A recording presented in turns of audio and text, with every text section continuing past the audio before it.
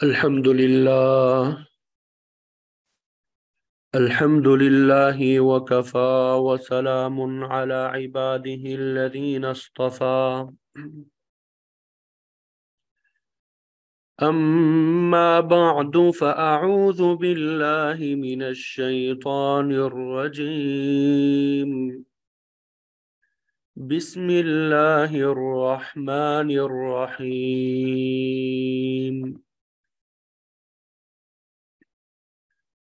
ولقد كرمنا بني آدم وحملناهم في البر والبحر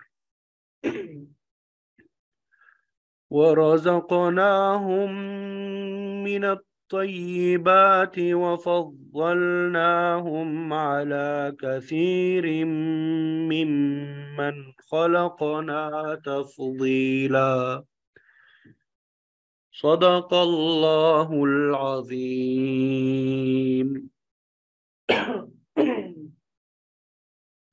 ایک مرتبہ درود شریف پڑھیں۔ اللہم صلی علی محمد وعلی آل محمد کما صلیت علی ابراہیم وعلی آل ابراہیم انک حمید مجید۔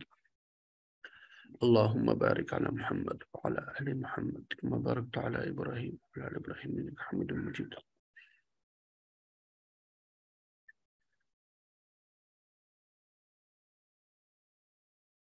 میرے عزیز دوستو، ساتھیوں، معزز خواتین و حضرات، ابھی آپ کے سامنے قرآن مجید کی ایک آیت تلاوت کرنے کی سعادت حاصل ہوئی۔ اللہ تعالیٰ نے اس آیت کریمہ میں ارشاد فرمایا، وَلَقَدْ كَرَّمْنَا بَنِي آدَمَ، ہم نے بنی آدم کو عزت دی۔ اللہ تعالیٰ فرما رہا ہے ہم نے بنی آدم کو عزت دی۔ یہاں پر لفظ آدم نہیں کہا بلکہ بنی آدم کہا۔ آدم کو تو عزت ملی جب فرشتوں کو حکم ہوا کہ سجدہ کرو، وَلَقَدْ كَرَّمْنَا بَنِي آدَمَ، اس آدم کی اولاد کو ہم نے عزت دی۔ اس پوری انسانیت کو اللہ تعالیٰ نے عزت دی۔ اگر یہ ہوتا کہ ہم نے آدم علیہ السلام کو بڑی عزت دی، دیکھو فرشتوں نے ان کو سجدہ کیا، تو آج کا یہ انسان کہتا کہ ہمیں کیا دیا، ہماری تو کوئی عزت ہی نہیں ہے، وہ تو آدم علیہ السلام کی عزت ہوئی۔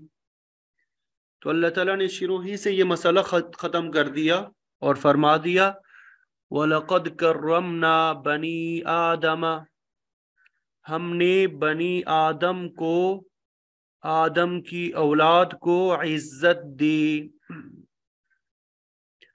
وَحَمَلْنَاهُمْ فِي الْبَرِّ وَالْبَحْرِ، اور ہم نے اس کو سوار کرا دیا خشکی کے اوپر بھی اور سمندر کے اوپر بھی۔ اس وقت ہوائی جہاز نہیں بنا تھا، جب یہ قرآن مجید نازل ہو رہا تھا اس وقت ہوائی جہاز نہیں بنا تھا، چونکہ یہ قرآن مجید قیامت تک کے لیے ہے۔ وَحَمَلْنَاهُمْ فِي الْبَرِّ وَالْبَحْرِ، اور ہم نے اس کو سوار کرا دیا خشکی کے اوپر بھی اور سمندر کے اوپر بھی۔ ہم نے انسان کو اتنی عزت دی۔ وَرَزَقْنَاهُمْ مِنَ الطَّيِّبَاتِ، ہم نے ان کو پاکیزہ رزق دیا۔ اللہ تعالیٰ فرما رہے ہیں وَرَزَقْنَاهُمْ مِنَ الطَّيِّبَاتِ، ہم نے انسان کو پاکیزہ رزق دیا۔ وَفَضَّلْنَاهُمْ عَلَى كَثِيرٍ مِّمَّنْ خَلَقْنَا تَفْضِيلًا، اور ہم نے بہت سی مخلوقات پر اس بنی انسان کو، آدم علیہ السلام کی اولاد کو فضیلت دی، بڑی فضیلت دی۔ تو اللہ تعالیٰ قرآن مجید میں فرما رہے ہیں کہ ہم نے تو انسان کو عزت دی، ہم نے جناب اس کو سمندروں میں، ہواؤں میں سوار کرایا، ہم نے پاکیزہ چیزوں سے اس انسان کو رزق دیا۔ اور اللہ تعالیٰ کہتا ہے کہ جتنی مخلوقات کو ہم نے پیدا کیا ہے ان سب میں سے آدم علیہ السلام کی اولاد کو فضیلت بخشی ہے۔ یہ اس آیت کا ترجمہ ہے۔ اس آیت کا ترجمہ کرنے کے بعد ایک سوال ہے،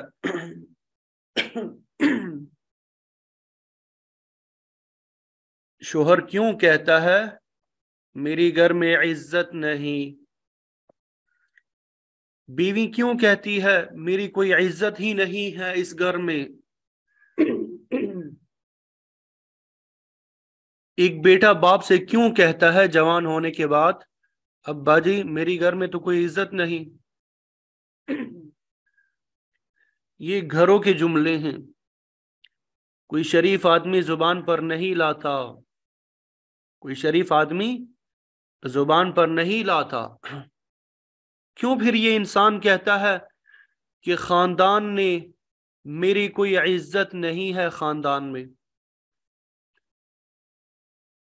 مفتی صاحب آپ کو کیا بتاؤں، میری عزت تو دفتر والے بھی نہیں کرتے۔ ایک بڑا آفیسر آ کے کہتا ہے مفتی صاحب کیا ہو گیا ہے انسانوں کو، میرے ماتحت میری عزت نہیں کرتی۔ ماتحت آتے ہیں کہتے ہیں کہ افسر میری عزت نہیں کرتا، میرا باس میری عزت نہیں کرتا۔ اور یہ باپ اپنی نوجوان اولاد کے بارے میں کیا کہہ رہا ہے؟ مولانا ہم اپنے بچوں کے بارے میں کیا دل کھول کر بیان کریں، ہماری اپنی اولاد ہماری عزت نہیں کرتی۔ میں نے عرض کیا شریف آدمی کوئی بھی یہ جملے اپنی زبان پر نہیں لاتا، یہ جتنے بھی جملے ذکر کیے ہیں۔ اب سوال یہ ہے کہ اللہ تعالیٰ نے تو دی عزت، یہ انسان بے عزت کیوں ہو گیا؟ آج اس سوال کا جواب عرض کرنا مقصود ہے۔ خالق کہہ رہا ہے میں نے عزت دی، آج بیوی شوہر کے سامنے بے عزت کیوں ہو گئی؟ شوہر بیوی کے سامنے بے عزت کیوں ہو گیا؟ آج بوڑھا باپ بوڑھی ماں اپنی اولاد اپنے خون کے سامنے بے عزت کیوں ہو گئی؟ آج یہ نوجوان گرم خون کیوں کہتا ہے ہماری عزت نہیں کی جاتی؟ آج یونیورسٹی اور کالجز کے پروفیسر کہتے ہیں، آپس میں باتیں کرتے ہوئے کہتے ہیں پروفیسر صاحب کوئی دن تھی عزت تھی، اب تو پروفیسروں کی بھی عزت نہیں ہے، اساتذہ کی بھی عزت نہیں ہے۔ طلبہ اور طالبات میں گھس جائے، آپس میں باتیں کر رہے ہوتے ہیں ہم کیسے طالب علم ہے، اداروں میں ہماری کوئی عزت ہی نہیں ہے۔ اللہ تعالیٰ نے انسان کو عزت دی تھی، لیکن انسان اس عزت کو سنبھال نہیں سکا۔ انسان اس عزت کو سنبھال نہیں سکا۔ جس نے عزت دی تھی اس نے سنبھالنے کے طریقے بھی بتائے۔ کوئی انسان یہ نہیں کہہ سکے گا کہ مجھے پتہ ہی نہیں تھا کہ کیسے سنبھالنا ہے۔ یہ انسان اللہ تعالیٰ کے سامنے جواب دہ ہوگا، اللہ تعالیٰ کے سامنے جواب دے گا کہ جب میں نے تمہیں عزت دی تھی تو پھر اسے سنبھال کیوں نہیں سکی؟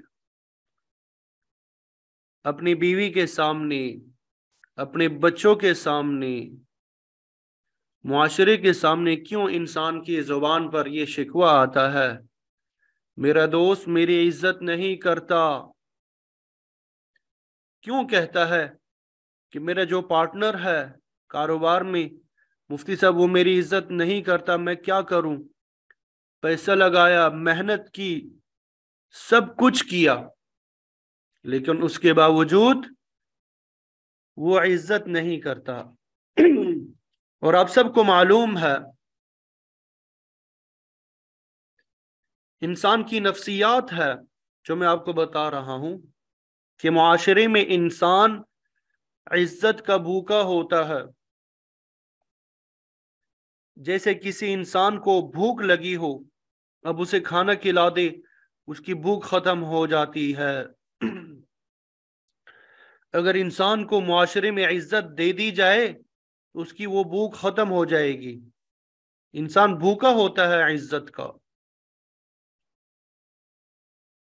کاش انسان کو یہ سمجھ میں آ جائے کہ پیسے سے عزت نہیں ملتی، پیسے سے احترام نہیں ملتا، کسی عہدے سے، کسی سیٹ سے احترام نہیں ملتا۔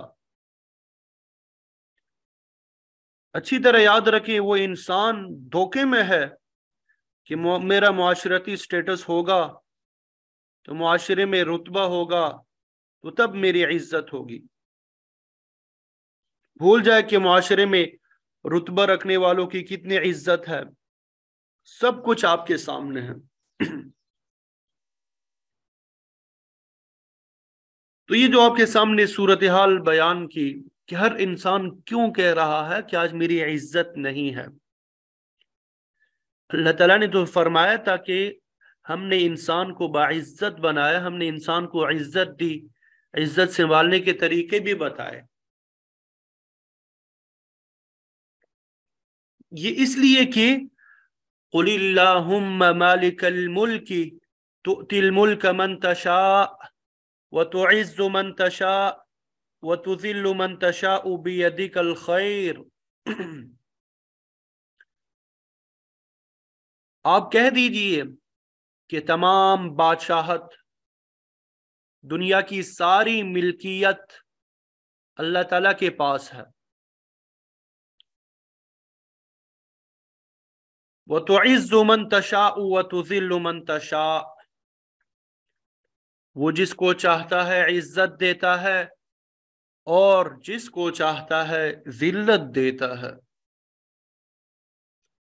اب بولنے والا، اعتراض کرنے والا یہ کہے گا تو پھر ہمارا کیا قصور ہے جی؟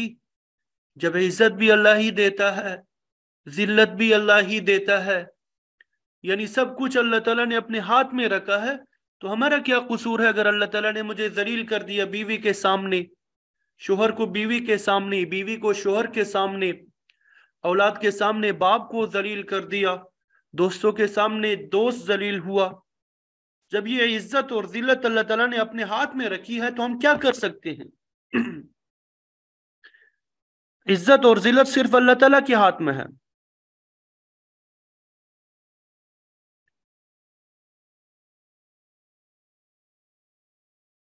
ایک آیت پڑھنے لگا ہوں، اللہ تعالیٰ نے اس میں یہ واضح کر دیا، ان اللہ لا یظلم الناس شیئا، کہ اللہ تعالیٰ کبھی کسی انسان پر ظلم نہیں کرتا۔ اللہ تعالیٰ نے عزت دی بندے کو استاد کی حیثیت سے، باپ کی حیثیت سے، ماں کی حیثیت سے، لیکن جب یہ بندہ اللہ تعالیٰ کے حکم پر نہیں چلتا تو پھر اللہ تعالیٰ ذلت کے گڑھوں میں اسے اتار دیتا ہے۔ جب یہ بندہ اللہ تعالیٰ کے حکم پر نہیں چلتا تو پھر اللہ تعالیٰ اسے ذلت کی گڑھوں میں اتار دیتا ہے۔ پھر مت کہیں کہ ذلت اللہ تعالیٰ نے دی ہے۔ سورہ بقرہ کی بالکل ابتدائی آیات جس میں آپ صلی اللہ علیہ وسلم کو خطاب ہے، اَأَنذَرْتَهُمْ أَمْ لَمْ تُنذِرْهُمْ لَا يُؤْمِنُونَ، اَأَنذَرْتَهُمْ، آپ انہیں ڈرائیں، أَمْ لَمْ تُنذِرْهُمْ، یا نہ ڈرائیں، لا يؤمنون، وہ ایمان نہیں لائیں گے۔ کیوں؟ ختم اللہ علی قلوبہم، اللہ تعالیٰ نے ان کے دلوں پر مہر لگا دی، ان کی آنکھوں پر پردہ ڈال دیا، وہ ایمان نہیں لائیں گے۔ وہاں ایک سیدھا سا سوال ہے، آپ سب حضرات ماشاءاللہ ترجمہ پڑھتے رہتے ہیں کہ جی جب اللہ تعالیٰ نے مہر لگا دی ہے، اللہ تعالیٰ خود فرما رہے ہیں ختم اللہ، اللہ تعالیٰ نے مہر لگا دی، وہ ایمان نہیں لائیں گے، تو پھر ان کا کیا قصور ہے کہ وہ ایمان نہیں لاتے؟ یہ ہے سوال۔ جب اللہ تعالیٰ نے مہر لگا دی ہے تو پھر ان کافروں کا کیا قصور؟ تو آج اس کو آپ نے سمجھنا ہے، پھر جو ہمارا پہلے والا سوال ہے وہ بھی سمجھ میں آئے گا انشاءاللہ۔ جامعہ اشرفیہ لاہور کے محتمم مولانا عبد الرحمن اشرفی صاحب نور اللہ مرقدہ، استاد الحدیث و تفسیر تھے، عظیم مفسر تھے، اللہ تعالیٰ انہیں غریق رحمت کریں۔ جب وہ تفسیر پڑھا رہے تھے تو یہ سوال ان کے سامنے آیا، جب اللہ تعالیٰ نے مہر لگائی تو پھر ان کافروں کا کیا قصور؟ اب انہوں نے جو جواب دیا ہے اس کو سمجھنا ہے۔ آپ اپنے کسی دوست کو خط لکھتے ہیں، اسے لیٹر باکس میں ڈالنے سے پہلے اس پہ ٹکٹ لگاتے ہیں اور پھر لیٹر باکس میں ڈالتے ہیں یا ڈاکخانے لے جاتے ہیں۔ جب آپ اس کو لیٹر باکس میں یا ڈاکخانے میں ڈال دیں گے، اب جب وہ آگے جائے گا پوسٹ آفس میں یا ڈاکخانے میں،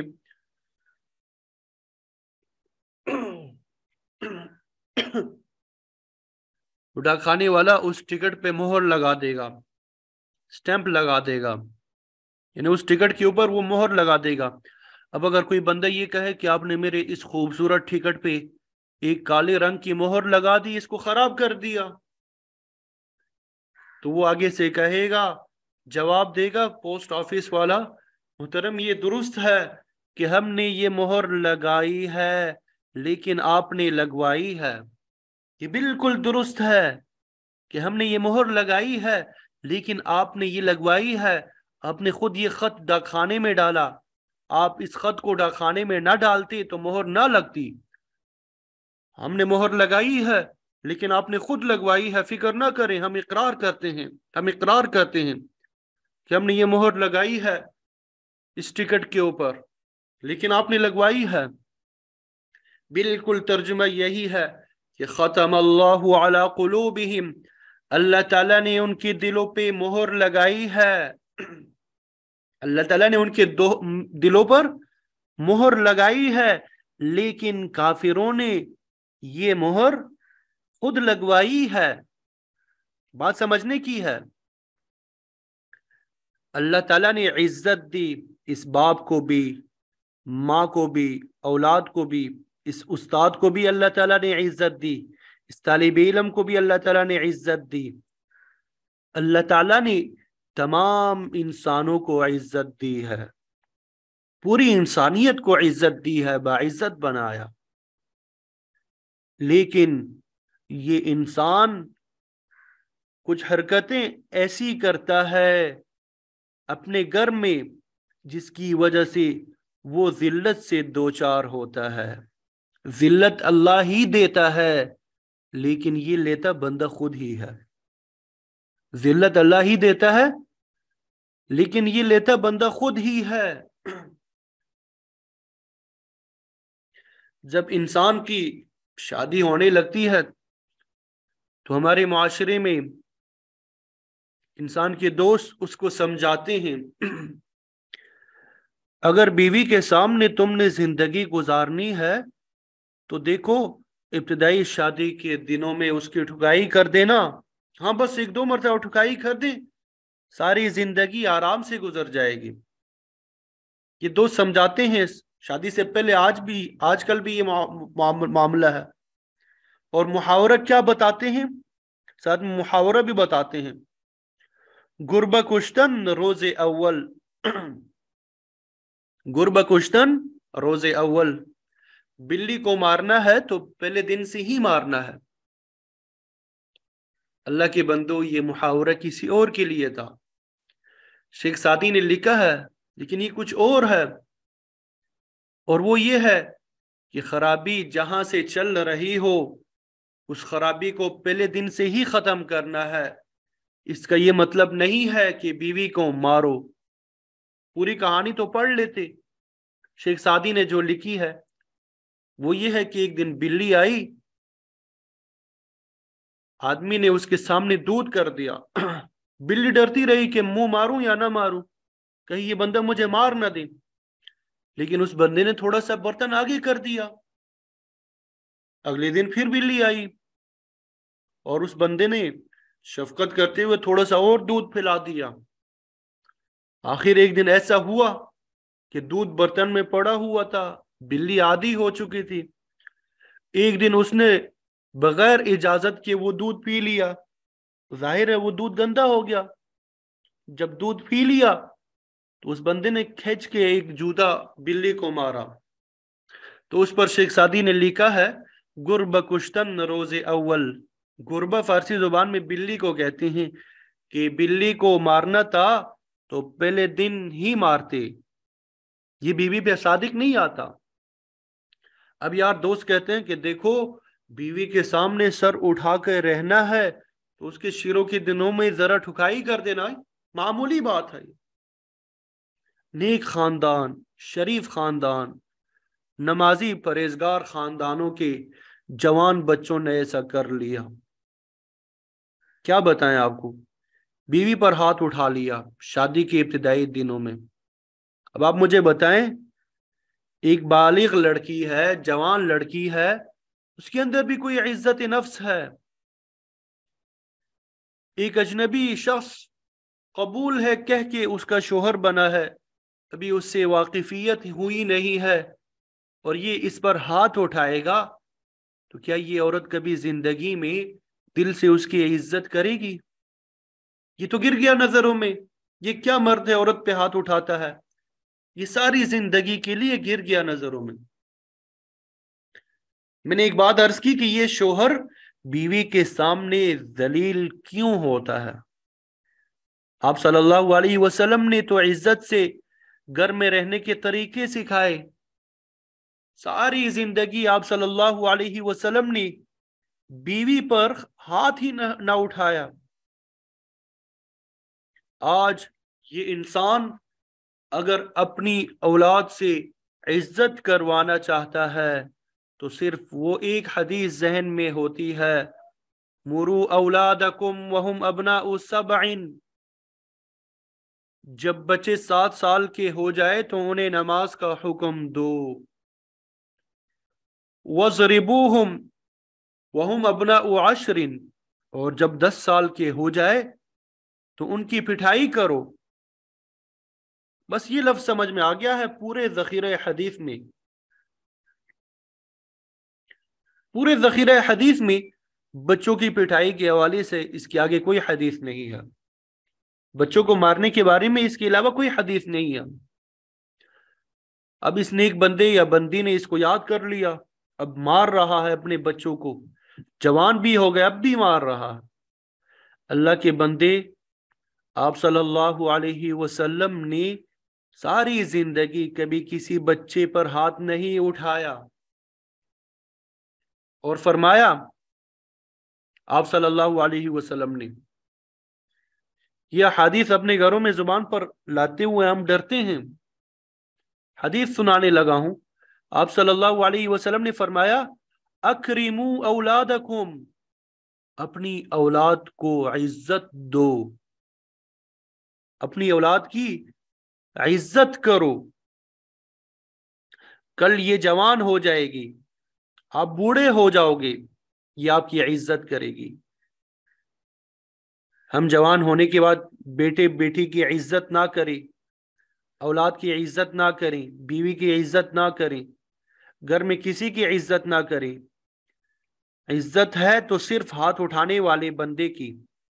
और फिर चाहे कि जब बूढ़ा हो जाए इंसान, सारे घर वाले اس آدمی کی عزت کرے، بھول جائیں بھول جائیں، اس نے اپنی عزت کو سنبھال کے نہیں رکھا۔ یہ جملہ عرض کر رہا تھا، اس نے اپنے گھر میں اپنی عزت کو سنبھال کے نہیں رکھا۔ عزت کیسے کروائی جاتی ہے؟ عزت کیسے کروائی جاتی ہے؟ آپ صلی اللہ علیہ وسلم نے ارشاد فرمایا، من لم يرحم صغیرنا ولم يوقر کبیرنا فلیس منا،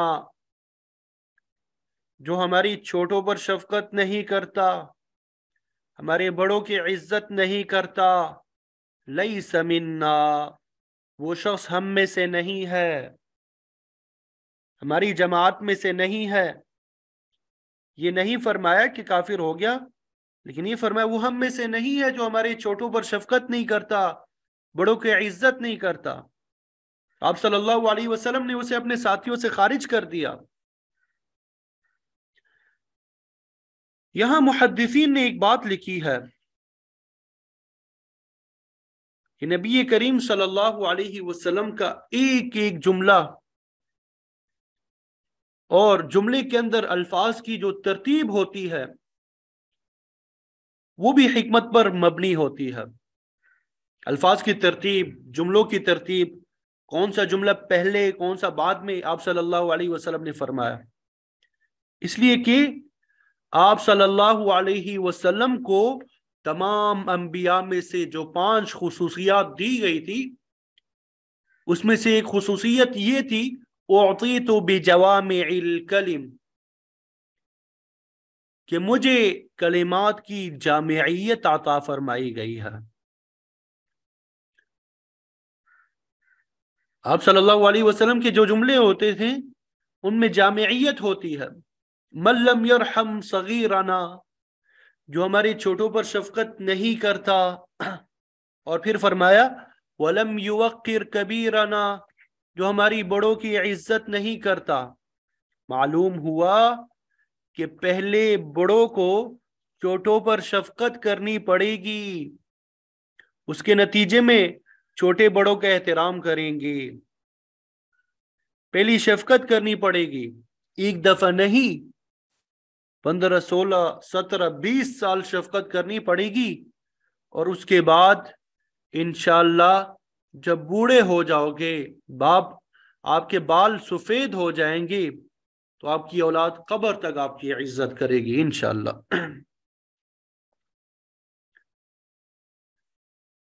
اللہ تعالیٰ نے ایک نظام بنایا ہے۔ اب جوانوں سے ذرا خطاب چاہتا ہوں، حدیث سنانا چاہتا ہوں۔ اب جوان اس بات کو بھول جائے کہ ہمارے معاشرے میں ہماری عزت نہیں ہے، کوئی ہماری عزت نہیں کرتا، ہمارے والدین نے ہماری عزت نہیں کی، ہم بھی کسی کی عزت نہیں کریں گے، جو ہونا تھا سو ہو گیا، گزر گیا۔ اب یہ جوان کیا چاہتا ہے؟ یہ حدیث اپنے پاس لکھ کر رکھی۔ آپ صلی اللہ علیہ وسلم نے واضح فرما دیا، ترمذی شریف کی روایت ہے، صحاح ستہ کی روایت ہے، ما اکرم شاب شیخا الا قیضہ اللہ شابا یکرمہ عند سنہ، ما اکرم شاب شیخا لسنہ،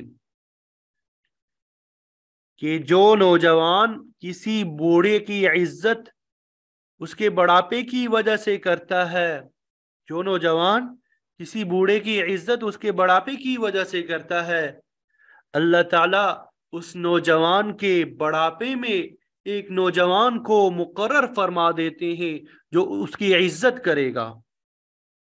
اس نوجوان کو کیا چاہیے؟ جو ہونا تھا سو ہو گیا، آئندہ کیا چاہتا ہے؟ آپ صلی اللہ علیہ وسلم نے واضح کر دیا، بالکل واضح کر دیا۔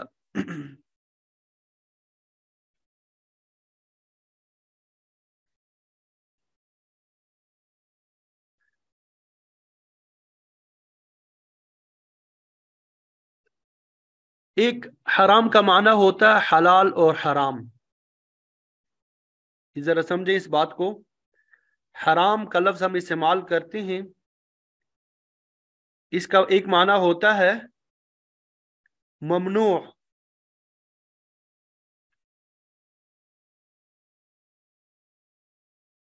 جو حلال اور حرام کے معنی میں ہوتا ہے.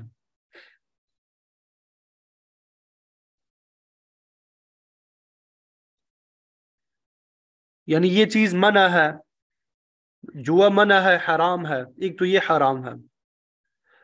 اور ایک حرام کا معنی ہوتا ہے عزت والا، حرمت والا ہونا. ایک حرام کا معنی عزت والا، حرمت والا. تو اس بات کو ذہن میں رکھنا ہے کہ حرام دو معنی کے لیے استعمال ہوتا ہے. ایک تو ممنوع کے معنی میں کہ یہ کام جائز نہیں ہے، حرام ہے.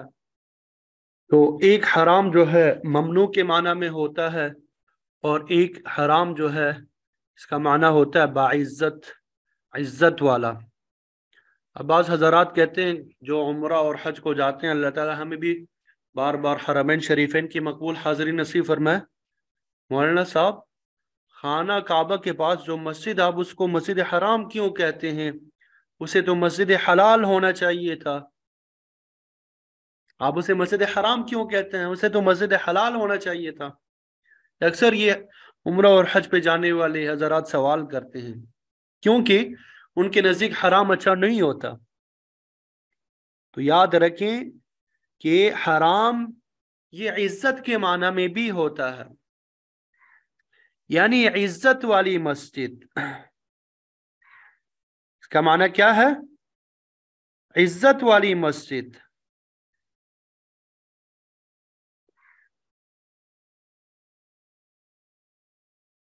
تو آپ صلی اللہ علیہ وسلم کا آخری خطبہ آپ کو سنانا چاہتا ہوں. اس کا صرف ایک جملہ آپ صلی اللہ علیہ وسلم نے فرمایا اور سارے صحابہ کو گواہ بنایا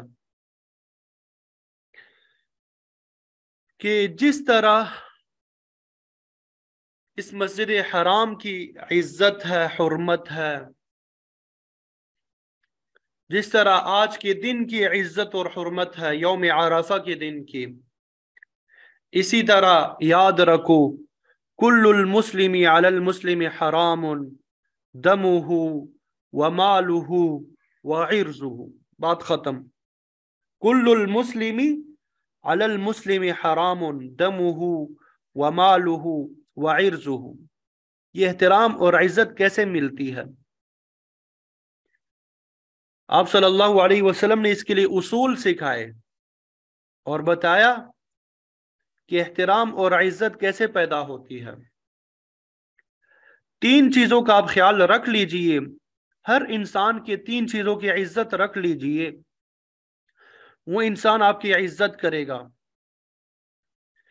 یہ نسخہ آپ صلی اللہ علیہ وسلم نے بتایا ہے. آپ کسی بھی انسان کی تین چیزوں کی عزت کر لیجئے، تین چیزوں کا احترام کر لیجئے، وہ انسان آپ کا احترام کرے گا. اور اگر ان میں سے کسی ایک چیز کی بھی آپ بے حرمتی کریں گے تو انسان آپ کی عزت نہیں کرے گا، چاہے آپ کے پاس کتنا بڑا رتبہ ہی کیوں نہ ہو، کتنی بڑی سیٹ ہو، کچھ نہیں ہوگا. چاہے بیوی ہو، شوہر ہو، بچے ہو، چاہے کچھ بھی ہو، آپ کے دوست ہو. آپ صلی اللہ علیہ وسلم نے ارشاد فرمایا کل المسلم علی المسلم حرام دمہ ومالہ وعرضہ. ہر مسلمان کا دوسرے مسلمان پر حرام ہے. یہ میں نے آپ کو واضح کر دیا کہ حرام قابل احترام ہے، قابل عزت ہے.